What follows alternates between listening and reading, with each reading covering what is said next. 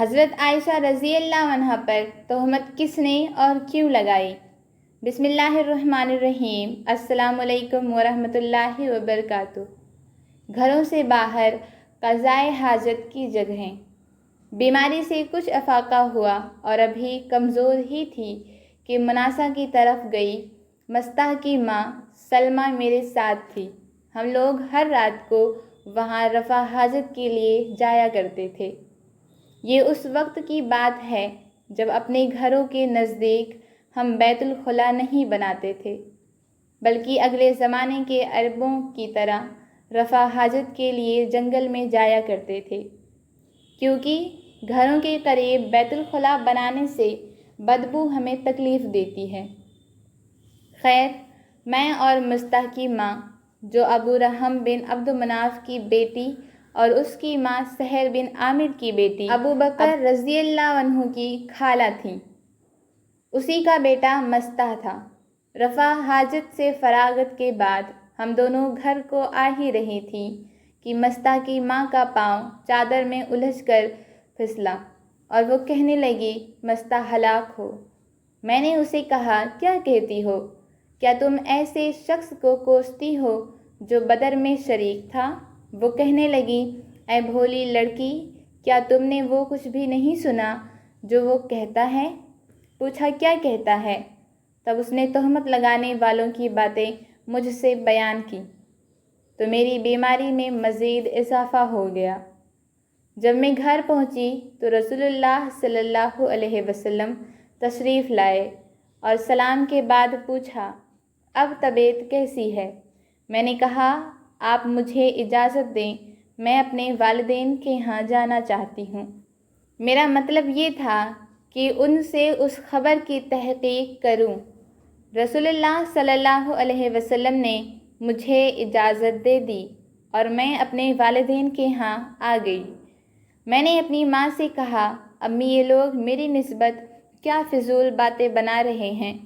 اس نے کہا، بیٹی، اتنا رنج نہ کرو، اللہ کی قسم اکثر ایسا ہوتا ہے کہ جب کسی مرد کے پاس کوئی خوبصورت عورت ہوتی ہے تو وہ اس سے محبت کرتا ہے اور اس کی سونگیں بھی ہوتی ہیں، وہ سونگیں بہت کچھ کرتی رہتی ہیں۔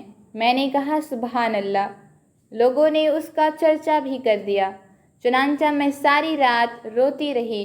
صبح ہو گئی مگر نہ میرے آنسو تھمتے اور نہ مجھے نیند آتی تھی۔ رسول اللہ صلی اللہ علیہ وسلم نے سیدنا علی رضی اللہ عنہ اور اسامہ بن زید رضی اللہ عنہ کو بلایا، کیونکہ وحی اترنے میں دیر ہو رہی تھی اور آپ صلی اللہ علیہ وسلم اس سلسلے میں ان سے مشورہ چاہتے تھے۔ چنانچہ اسامہ بن زید رضی اللہ عنہ آپ صلی اللہ علیہ وسلم کو وہی مشورہ دیا جو وہ جانتے تھے کہ حضرت عائشہ رضی اللہ عنہا ایسی ناپاک باتوں سے پاک ہے، اور اسامہ رضی اللہ عنہ کو آپ صلی اللہ علیہ وسلم کی بیویوں سے محبت تھی۔ انہوں نے صاف کہہ دیا کہ عائشہ رضی اللہ عنہا پاک دامن اور بے قصور ہیں، اور سیدنا علی رضی اللہ عنہ بن ابی طالب نے کہا، یا رسول اللہ، اللہ سبحانہ و تعالیٰ آپ صلی اللہ علیہ وسلم پر تنگی نہیں کرے گا۔ حضرت عائشہ رضی اللہ عنہا کے علاوہ اور بھی بہت عورتیں ہیں، اور اگر آپ صلی اللہ علیہ وسلم بریرہ رضی اللہ عنہا سے پوچھیں تو وہ آپ کو ٹھیک ٹھیک بتا دیں گی۔ چنانچہ آپ صلی اللہ علیہ وسلم نے بریرہ رضی اللہ عنہا کو بلایا اور اس سے پوچھا، کیا تم نے کوئی ایسی بات بھی دیکھی ہے کہ حضرت عائشہ رضی اللہ عنہا کے متعلق تمہیں کچھ شک ہو؟ بریرہ رضی اللہ عنہا کہنے لگی، اس کی قسم جس نے آپ کو حق کے ساتھ بھیجا، میں نے ایسی کوئی بات نہیں دیکھی۔ ہاں، میں اس میں ایک بات دیکھتی ہوں کہ اس سے چشم پوشی کر جاتی ہوں، اور وہ یہ ہے کہ وہ ابھی کم سن بچی ہے، آٹا گوندھا پڑا چھوڑ کر سو جاتی ہے اور بکری آ کر آٹا کھا جاتی ہے۔ میرا وہ دن بھی رونے دھونے میں گزرا اور میں مسلسل 2 دن سے رو ہی رہی تھی، نہ میرے آنسو تھمتے اور نہ نیند آتی۔ میرے والدین سمجھے کہ رو رو کر میرا کلیجہ پھٹ جائے گا۔ پھر ایسا ہوا کہ میرے والدین پاس بیٹھے تھے کہ ایک انصاری عورت آئی، اس نے اندر آنے کی اجازت مانگی، میں نے اجازت دے دی تو وہ بھی میرے ساتھ رونے لگی۔ اسی حالت میں آپ صلی اللہ علیہ وسلم تشریف لائے، سلام کیا، پھر بیٹھ گئے۔ اس سے پہلے جب سے مجھ پر تہمت لگی تھی، آپ صلی اللہ علیہ وسلم میرے پاس نہیں بیٹھتے تھے۔ 1 مہینہ آپ صلی اللہ علیہ وسلم انتظار کرتے رہے مگر وحی نہ آئی۔ آپ صلی اللہ علیہ وسلم نے بیٹھ کر تشہد پڑھا، پھر فرمایا، عائشہ، مجھے تیری نسبت ایسی ایسی خبر آئی ہے، اگر پاک ہے تو اللہ تیری برات فرمائے گا، اور اگر واقعی تجھ سے قصور ہو گیا ہے تو اللہ سے اپنی قصور کی معافی چاہ اور توبہ کر، کیونکہ جب بندہ گناہ کا اقرار کرتا ہے پھر اللہ کے حضور توبہ کرتا ہے تو اللہ ان کے گناہ بخش دیتا ہے۔ جب آپ یہ گفتگو ختم کر چکے تو یبکارگی میرے آنسو تھم گئے، یہاں تک کہ ایک قطرہ بھی میری آنکھوں میں نہ رہا۔